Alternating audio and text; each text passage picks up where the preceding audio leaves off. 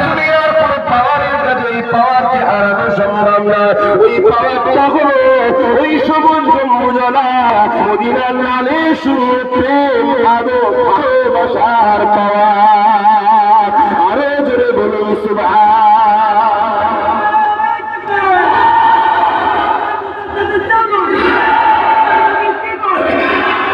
সামান্য দুনিয়ার একটু কষ্টে ভেঙে পড়ুনি, কারবালা জমিনকে স্মরণ রাখো, বাচ্চাদেরকে স্মরণ করো, কেননা কারবালা জমিনে আল্লাহ পাকের পেয়ারা ইমাম হোসেন নিজে পাক পুত্র পরিবারের লাশ তাদের করে বলেছে, তোমার আমার উপরে সেই জুলুম তো কিছুই হয়নি।